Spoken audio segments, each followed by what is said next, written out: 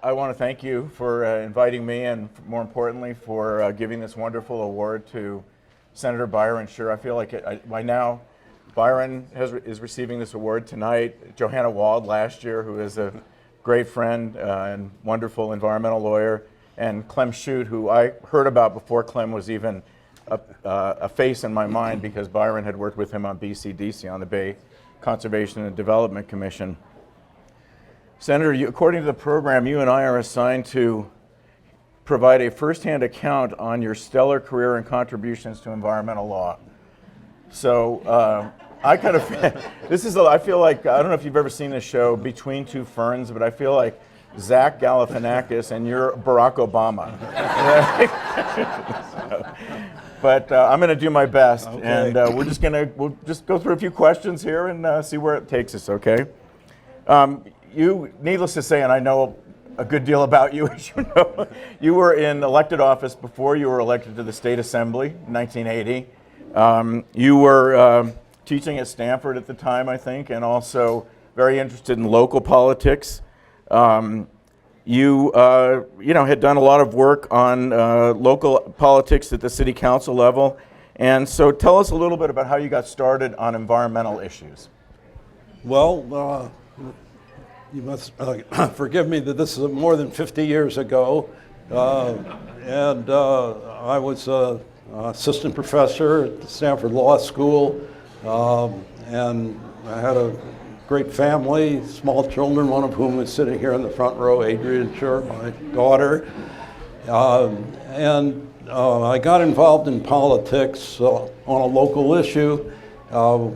We lived in the older part of Palo Alto, and there was a proposal. This is the time that Silicon Valley was developing. The Stanford Industrial Park was on the west side of the Palo Alto residential area, the Bayshore Freeway on the east side along San Francisco Bay.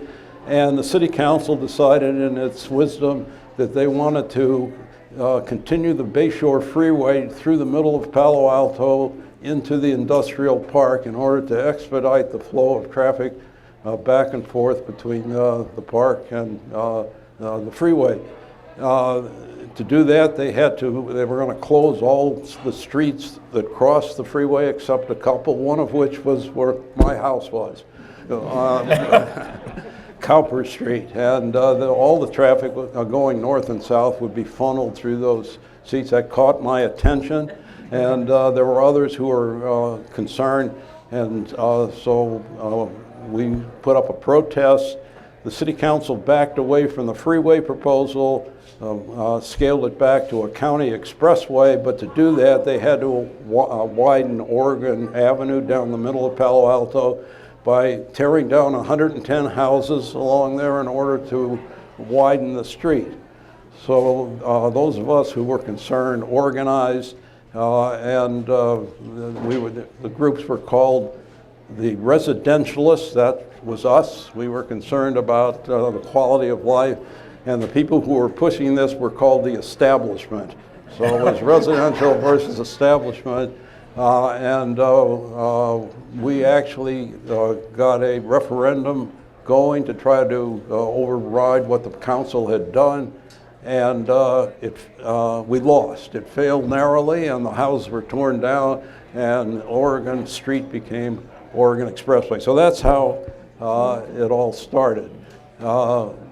I came to the attention of the other city council members, and the next year they asked me to run for the city council, which I did, and that's how I got started in politics. Those years on the city council were concerned with many big environmental problems, because Palo Alto, as you know, is located between the foothills of the mountain that go over to the ocean and the bay. I just mentioned a couple of the issues that we worked on the council. In the lower foothills, there was a proposal to put 1,500 houses at the bottom of this range of mountains, and it got changed ultimately because the city council reversed the zoning and made it what we call planned community, and instead of 1 house per acre, it had to be 1 house for every 10 acres, and that was challenged, and Clem, you'll be quite interested in that. It was challenged by the property developers as an inverse condemnation, and like all those great cases that you had where you won them, the city lost that decision. And we were when I got on the council, we were at the stage of trying to settle that, and we ultimately decided instead of rezoning and paying damages, we would buy it. So the city bought those 1,500 acres, which were added to the Palo Alto Foothill Park, which already existed higher up. So that was one issue. On the Bay side, the issues revolved around mostly the airport. Palo Alto had an airport with the runway, and there was the county ran it, but we owned it, and there was a proposal to put another runway in, fill all the natural marshland out there to put the runway in, and so that was one of the issues that we worked on, and actually eventually got a Baylands plan adopted, which specified we couldn't intensify the use, and the second runway was never built. But the biggest issue was the yacht harbor. Palo Alto had a yacht harbor, so-called Sea Scout base there, and there were maybe 150 or 200 boats that were berthed there. And in order to keep it open, it was not a natural harbor. In order to keep it open, it had to be periodically dredged. And the dredge spoils were dumped onto the marshland, the natural lands right there along the bay. And so that became a big issue. It so happened, and this is where I started getting involved in regional government, toward the end, the late 70s, I got appointed to represent the South Bay cities on the Bay Conservation and Development Commission that controls what happens around the bay. And so that was the beginning of my regional experience, and they got involved with this issue, and they were going to had to get a permit now from this new agency. And the BCDC said they could do one more dredging, but then they had to either find a place they could take the spoils or phase it out. And ultimately they phased it out. That was a very controversial issue right at the end of my term on the Palo Alto City Council. So that, I think, kind of brings us up to date. But I should say that having gotten on the BCDC, when I went to the legislature, there were a lot of issues that came up that affected that commission, and I was kind of an alumnus of the BCDC, and I carried a lot of those bills. Right, that's true. And that was before you ran for the state assembly, yes, is that right? That's right. That was, I went for the state assembly in 1980. Good. Okay. And then once you were elected to the state assembly, and I remember this, as you know, I was working in your office. You had an encounter with a young governor I did, was yes. in office at the time. Maybe two encounters, maybe one on a certain canal that was being right. built, and another on a certain pest that was inflicting California at the time. You're exactly right about that, Kip. The first thing I did when I got elected was to hire Kip Lipper as my chief consultant. Then Kip stayed with me for 24 years while I was in the legislature. Couldn't have done it without you. Well, back in. But the fact is, one of the first things that happened after I got elected is the Mediterranean fruit fly showed up on the San Francisco peninsula. All these remnant fruit trees in people's backyards. Used to be orchards up and down the peninsula, and the Governor Brown, who was serving his last 2 years in his first stint as governor, had to deal with that. All of the representatives from the Central Valley were putting heavy pressure on him to spray this urban area that had never been sprayed before for pesticides.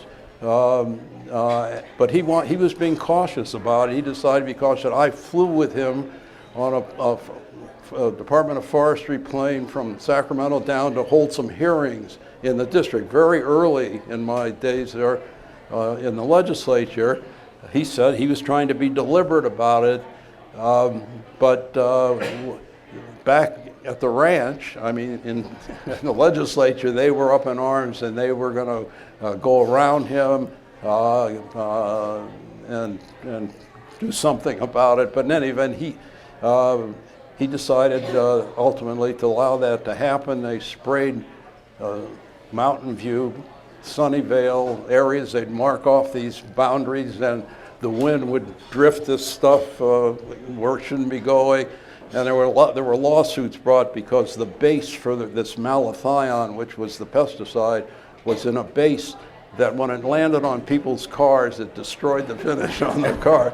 So that was kind of the aftermath. But that's where I got to know Governor Brown, and years later, whenever I would see him, I would remind him of that experience, and I compliment him on how brave he had been standing up to these the farm communities. And he would say, "It's the worst damn decision I ever made. I should have sprayed right off the bat." So that was Jerry Brown. Yeah. That brings us to the legislative years. Right. You also mentioned when you were running for office, the Bay Area was very opposed to the peripheral canal. It was a very controversial proposal. Yep. And you mentioned when your campaign office was on Mountain View on Castro Street, you had some activities there associated with it. Okay, let's step back a bit then. I am running for the Assembly, and the peripheral canal, the first effort to divert the Sacramento River around the Delta directly into the canals was up. And at BCDC, we had taken a strong position against the peripheral canal because, well, the scientific thought was that fresh water coming through the Delta and down into the bay was important for the health of the bay. To get the fresh water down, if you stopped it and put the flow around the Delta, the salt water would come up the Sacramento River. So we were on record in BCDC as opposing a peripheral canal, and I was running for council, and the legislature had approved it. So there was a referendum pending, and Kip, as you say, at my campaign office down in Mountain View, we set up a table outside, and we were collecting signatures to referendum the peripheral canal. And in this case, we won. So it was the peripheral canal was stopped. So yeah, I'm glad you brought that up. Good. Well, and any advice for tunnel supporters these days? just purely academic. What question. goes around comes around. Good. Well, that's good. So now let's turn to your career in the state assembly, and I again remember these days very well as a young man. But we talked a little bit when we got together about your first bills, and we talked about sort of the first bills that you introduced by name and number, but then there were the ones that really stood out, that were really the big fights. So maybe we could talk a little bit about that. The first, you mentioned that some of the early legislation you put in was sponsored by BCDC to amend their statutes and update them, that sort of thing. Right. But those weren't really major bills in that my first 2-year term. The first bill I introduced was not an environmental bill. It was a criminal law bill, and the subject was rape, believe it or not. There had been in Palo Alto a notorious series of cases called the college terrorist rapists, college terrorists immediately adjacent to Stanford University, and they had captured the culprit, and there was but not all of the victims. He could not be prosecuted for all of the crimes because the statute of limitations had run on the earlier ones. And so the first bill I introduced was a bill to extend the statute of limitations for rape. Anyway, I just throw that in. And when that bill was signed into law, that was signed into law, as a matter of fact. But the first big environmental bill really was in my second term, and it was had an acronym, LUST.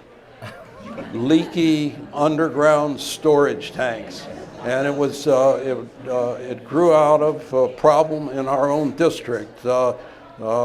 These industrial companies, the Stanford Industrial Park, Hewlett-Packard had its corporate headquarters there, Varian Associates and a number of others, and they were working on chips and other things, and they were storing underground in underground tanks.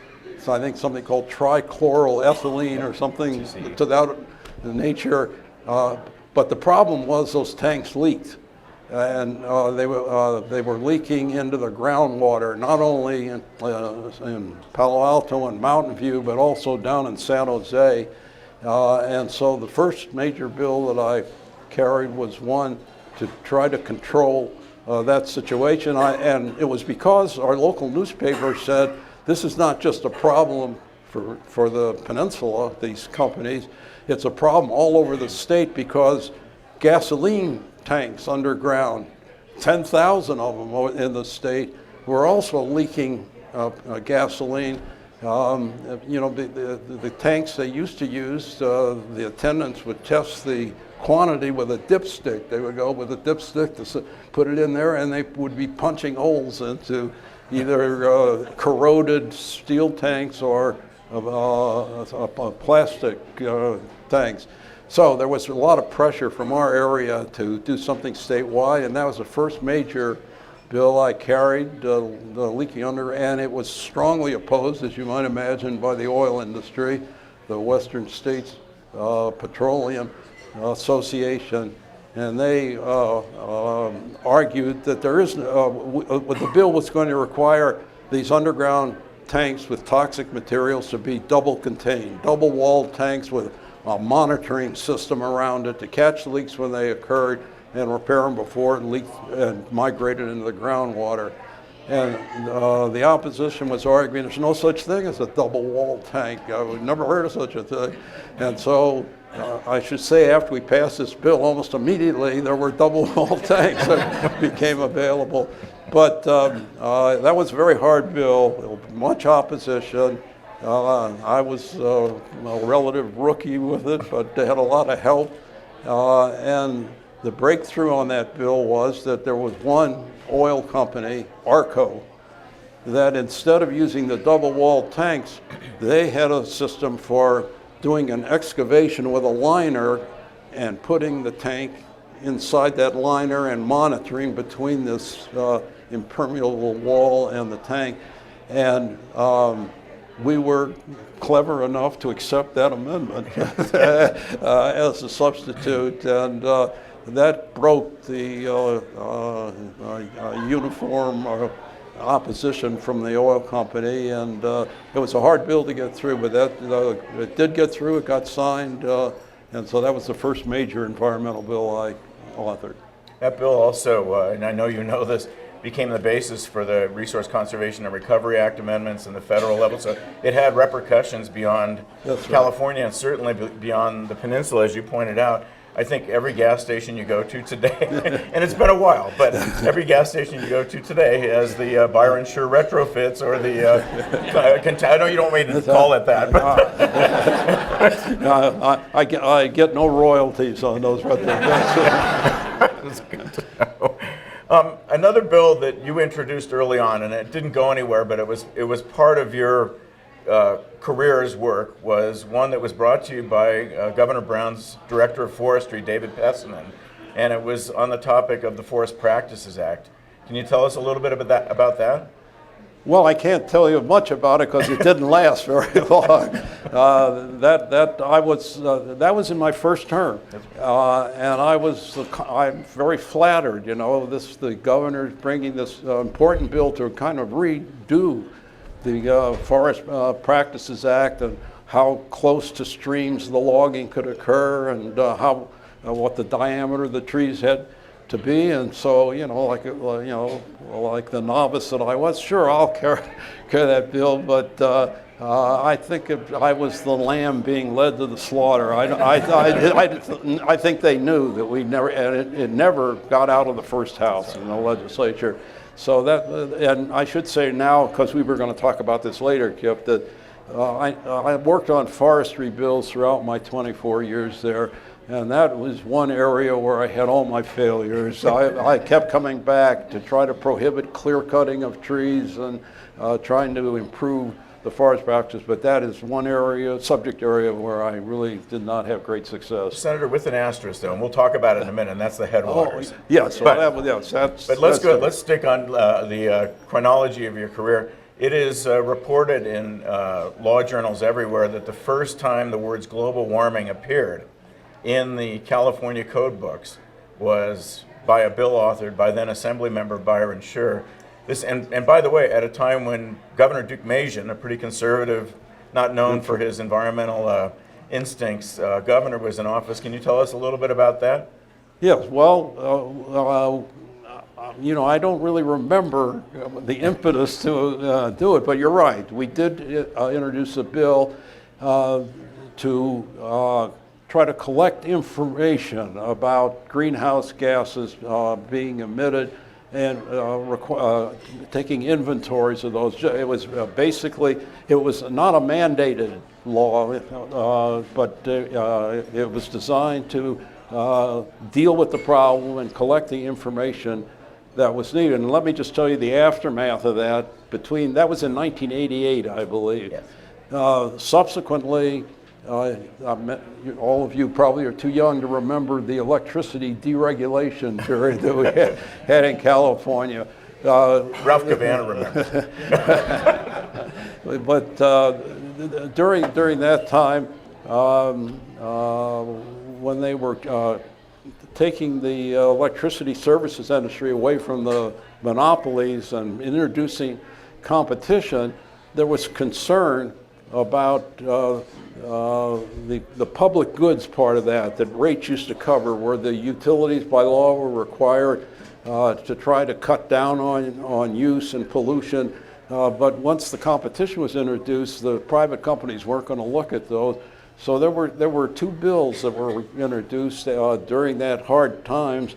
The first one was for more than $500 million, and then later when I guess it was Governor Davis maybe had come in.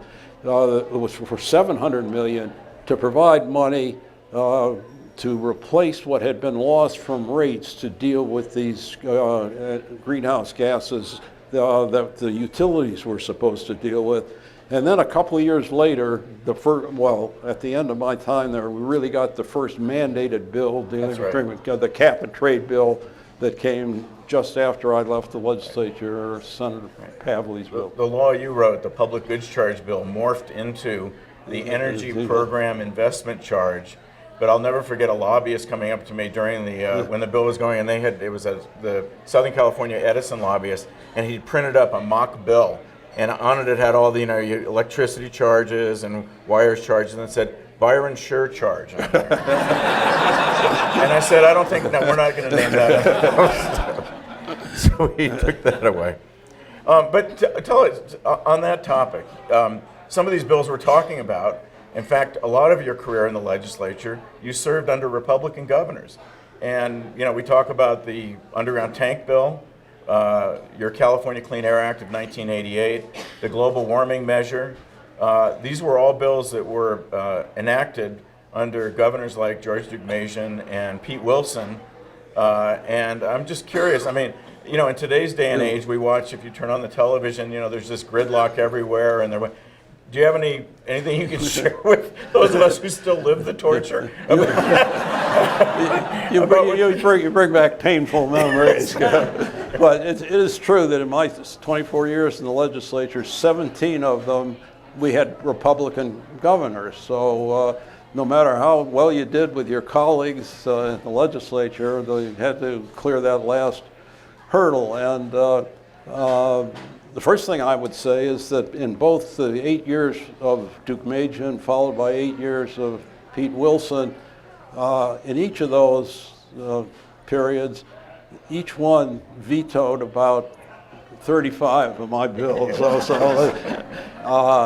And let me say, an amelioration of that, when Governor Davis came in after Wilson, he was in the aftermath of the deregulation fiasco, and he was very cautious. So He vetoed a few of my bills too, but his last year, when the recall, that was in his second term, the recall came up and he was being challenged, and before Schwarzenegger became governor, he then signed a lot of my bills. He was trying to turn on the Democratic constituency, so that last year of his was a good year. But under the Republican governors, we accomplished quite a bit.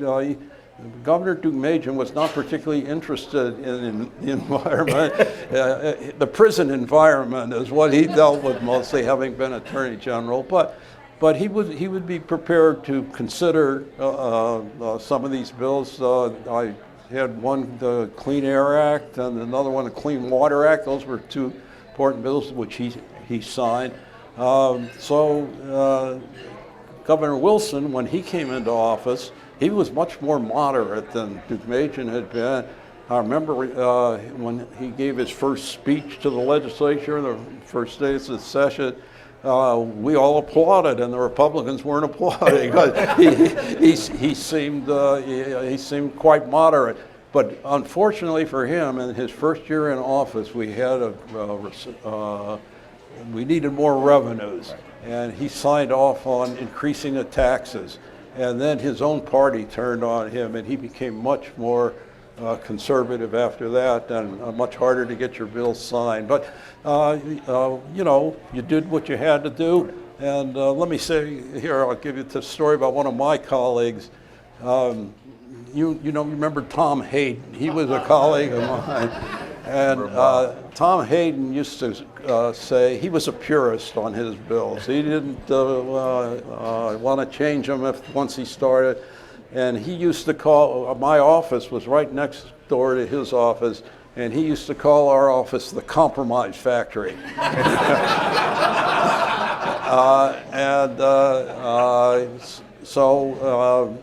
That's how we had to do it. Our principle was that the legislative process is give and take. You don't end up where you start. You do what you have to do, but you don't compromise on the basic principle that you're trying to achieve. But on minor things, we're going to, in a minute, come to the waste law. And the best example I can give about how you compromise, that bill, when the integrated waste management law got to the governor's levels, there were two issues that we were told by Governor Deukmejian's people that were really not legislative issues. That we have to decide these issues. And one of them was waste to energy, putting these facilities in that burn garbage and polluted the atmosphere. He wanted to count that as a diversion of waste from the waste stream. Not because people conserved and didn't do it, but it would pollute. And the other one was he wanted the makeup of the waste board that we were creating. He wanted to have, in our bill, it was 5 members in the new waste board. And he was insisting he wanted 6 members. And the reason he wanted 6 members, as we learned only after the bill was signed, that the 2 that were given to him, he was reserving for his chief of staff and another who were out of a job, and so we gave in on one, but not on the other. We didn't give them the waste to energy, but we made it 6, and that was a terrible mistake because then we got all those tie votes later on the board. So, Senator, I want to go back for a minute because we're going to run out of time, and I want to make sure we talk about what I consider to be one of the greatest opportunities to work with you and for you, and that was the Headwater Forest deal. Yeah. Again, Pete Wilson is governor at the time. This junk bond king by the name of Charles Hurwitz has bought this pretty good progressive timber company and wants to liquidate the ancient redwood trees so he can pay off the junk bonds. Can you pick it up and tell us how that How much time do I have?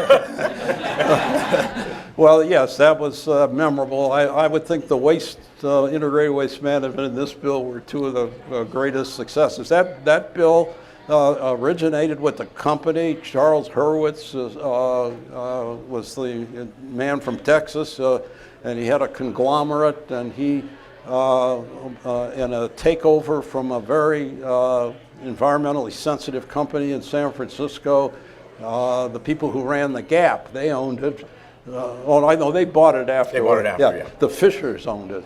But anyway, it was a hostile takeover. He bought this company, paid for it with junk bonds, and immediately started wholesale clear cutting. This is the redwood forest up on the northern part of the state with these two virgin forests, never been harvested before, 2,000-year-old trees. And they ran into financial problems, and they decided we'll sell it to the state. And Senator Feinstein was involved with the initial negotiations with them and with the governor's forestry person, and they reached a deal for a price. But the state was supposed to put in $130 million of the price, and the federal government was going to put in like $500 million. So then it came back to us to approve it, and our leader made me the chair of a committee to review this, and we decided that it was 7,500 acres was what they had this huge price for. They were going to retain their own over 200,000 acres, which they would continue to log. And we decided that for the price, those hundreds of millions of dollars, it wasn't a good deal. So my contribution to that, we had a hearing on it, and our hearing, we decided we couldn't rely on what they call the timber harvest plan that dictates how much can be logged. That would be under the federal law. We insisted there be a separate California law that described how much harvesting they could do, and even if later on they were able to get the federal government to amend their timber harvest plan, we would have control over it. And we were able to get that into the law, and so the federal money, there was a deadline under the federal legislation about when the $500 million or whatever it was would be paid. It was like March 1st of it was the last year of the Wilson administration, and I went up. They had to go up to Eureka, to where the county offices were, and get all the paper signed before 12 midnight on March 1st. And all the staff people on it. Then the weekend before, because it was such a big deal, I was asked to come up to a talk on the radio up in San Francisco about the deal.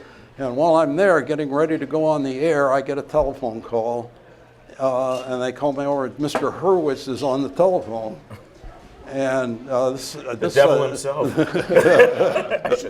Yeah, I think it was on the Saturday before the Tuesday deadline, and he was. I had met him once before, and he in the telephone call, he's talking, very sympathetic. I'm sorry to tell you, I've met with our board, and they've decided that we can't go ahead with the deal.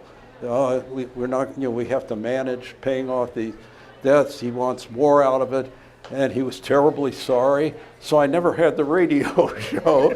I'm a little down at that point, but over the weekend, they get together, the people in Sacramento with the Hurwitz people.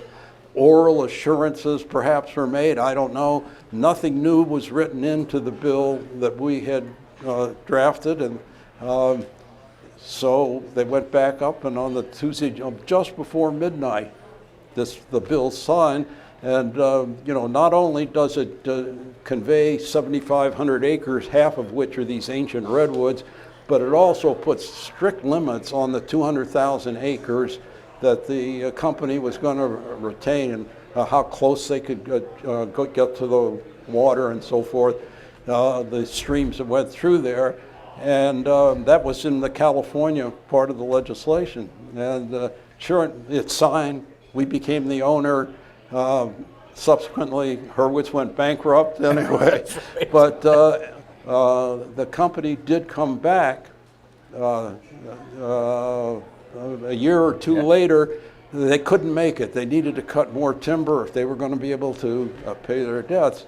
And I was surprised at who came in to talk to me about that. The general counsel and VP of Pacific Lumber under Hurwitz was, I don't mean to any offense to him, but maybe some of you know a man named Jared Carter. Jared Carter was a student of mine at Stanford Law School, and not only was a student, but when he graduated, he joined the faculty briefly as an assistant professor, and when I got elected to the legislature, I was teaching bankruptcy at the time, and I had to cut my course load in half, and Jared nicely took over the bankruptcy course. So that was then. But now he's back afterwards representing the company, and he says, we've got to amend that. We've talked to the federal people, they're going to amend it. But we said, no, don't forget the California law, which it can't be done. These plans cannot be done. So what we had done protected them from watering down the protections that we had provided. So that's my last straw. Now, Senator, you had one last thing, and we're going to run out of time. I do want to, on that, you also had an encounter with this well-known environmentalist by the name of Julia Butterfly. Can you tell us a minute about that? You folks are probably too young to remember that. But during right near the end, before I went up to the radio station, I get a call from BBC. They've heard about this great acquisition of these redwood trees on the North Coast, and asked me to explain it and what kind of limits are going to be going on. And then the announcer says, and now we go to the North Woods. And they hadn't told me ahead of time to talk to Julia Butterfly Hill. Was she on top of the tree at the this time? young woman who was protesting any cutting of timber. She was against cutting. She had climbed a tree in the redwood forest, which she had named Luna. That was the tree's name. Right. And she was in that tree over 700 days, more than 2 years, protesting any sale to her, not just to Hurwitz, but at all these trees should be protected. So she comes on the air and she starts saying, this is ridiculous, you're a bad man, you're going to... So, and I'm there, and so then the BBC announcer in London says, well now, what do you say to that, Mr. Sher? And so I said, oh, she's a wonderful woman, she's a great cause she's carrying here, but I don't think she fully understands the threat, to the trees. And anyway, so that was my encounter with Julia Butterfly. Well, there's much more that we could cover, and I only regret that we don't have enough time to talk about your recycling work, saving the South Fork of the Yuba River, which was another epic struggle, and your enormously wonderful effort to make the banana slug the state mollusk, which I knew you were going to bring that up. I still think that was one of your best bills, at the behest of the second or third graders of Redwood City, which was one of the most marvelous ways to teach about government and also about the environment. It was the campfire girls of Redwood City, and they had been studying the redwood forest and how beneficial the banana slug was by eating the poison oak and depositing the nourished the tree. And they came to my office and said, would we make that the official state mollusk? The University of California at Santa Cruz, that was their banana slug. Yeah, that was their mascot. They had, so that was a different kind of bill for me. But these were constituents, and one of my staff members was interested in it. He said, this is a very good opportunity for educating students. We have at the Capitol a chart which shows how a bill becomes law, the progress. So this staff member, we decided we'd go ahead he took one of those, and instead of having a pointer that went around, he had a little banana slug. He put on it. He went to these classrooms, to the campfire things, and he educated. Well, they came up to, we introduced the bill to make it the official state mollusk, and we got it through the Assembly. Then we had to get it through the Senate, and Assembly people can't carry bills on it. You have to get a senator.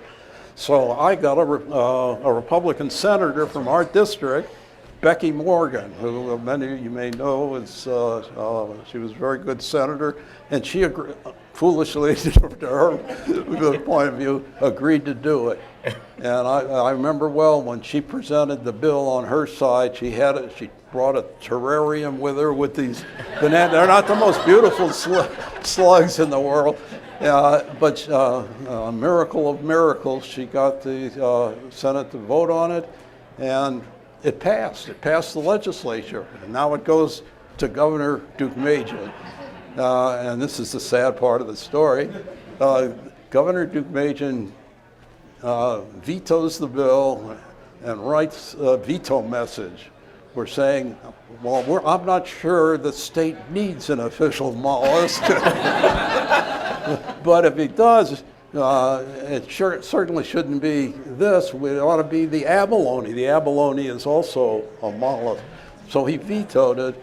But the happy ending for me was that I think it was the Sacramento Bee, the editorial, the one who did the editorial picture, did a depiction of Governor Deukmejian signing the bill at his desk. He's sitting behind the desk, and his children's pictures are there, and they each have antennae coming out, like the banana slug. And the caption, I think, was something like, "Who's the real banana slug?" So that was my bill, and I razzed about that bill forever after. It was a great bill. Yeah. Senator, we're out of time, but I do want to say a couple things. First of all, as your staff, and there's a couple of other people here that were on your staff, I don't think I can say, speaking for myself, that I've had greater enjoyment and learned more from working for you over the years that we did, and even afterwards. There's an old saying around the Capitol, once a staffer, always a staffer. So it was always good to work with you when you sat on the Sierra Nevada Conservancy, on the Tahoe Regional Planning Agency. And so we all benefited greatly from you. I know your family and Adrian and others, and you may have a few students in the room still, I don't know. Well, but I know many of the people here remember your great work, and we all thank you for it. Yeah, well,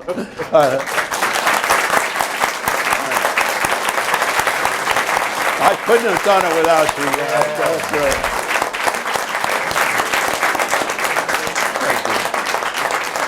Allison, do you want to do some questions? We have a few questions. Good, okay, thank you. You can pick the one you like the best. Okay.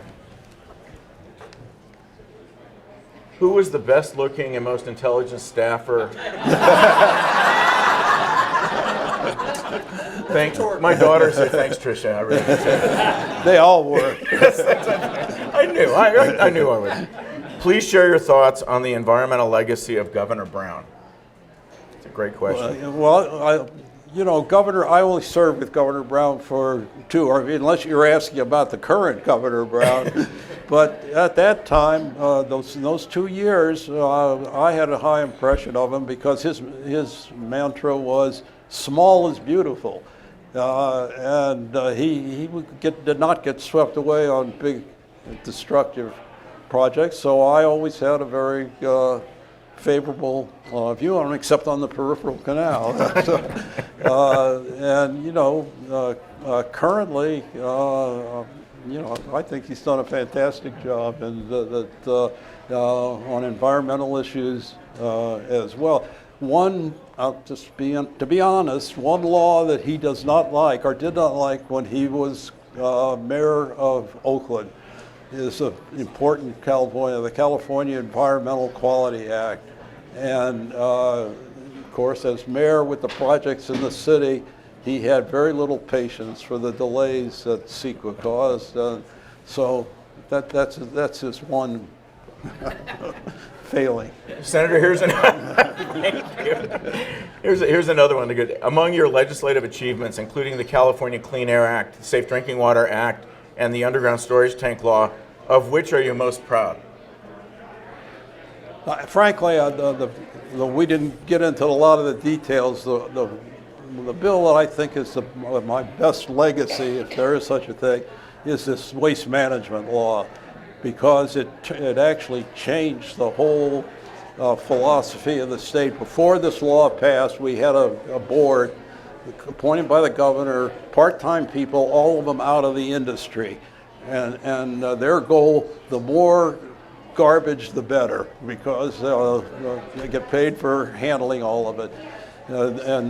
This bill completely changed the law, had members on the board who one out of the waste industry and one out of local government and so forth. And it mandated, it didn't say how it would be done, but it mandated that by the year 1995, the waste stream to the landfill had to be reduced 25%, and by the year 2000, it had to be reduced by 50%. We didn't tell the local governments how to do it. We just said you had to do it, and they succeeded eventually in doing it. It was a tough process even after, but initially the waste industry was doubtful about this, but it turned out ultimately they embraced this law. I went to a meeting of them down in LA, and they were all wearing recycle pins in their lapels, and it became as profitable for them to do it, and they became very strong advocates of that. And it changed the whole ethic, not just of the industry, but of the people, the population. Everybody now, puts out their garbage, and it's collected, and it goes to these central agencies where it's separated. And so it's really the bill that I think has had the most lasting effect generally on It's society. really what curbside recycling programs today really came out of that law. Yeah, It was that's really right, pretty yes. amazing. Do we have time for one more? Okay. This is a good one. Byron, what do you see as the most important quality that you brought to negotiations and deal making to help diverse parties reach agreement? The most important thing was to send Kip Lipper.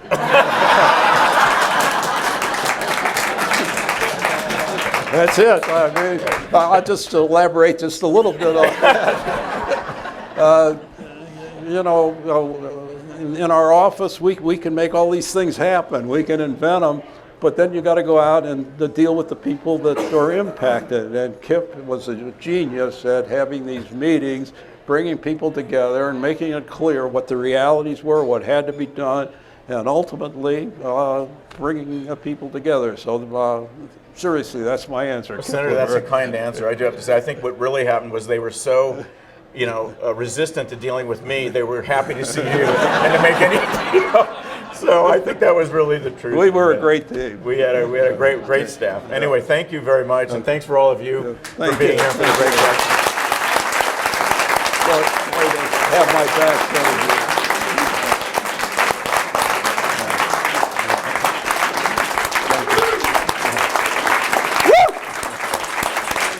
Well, I guess I can stand up too. Now President Trump would go.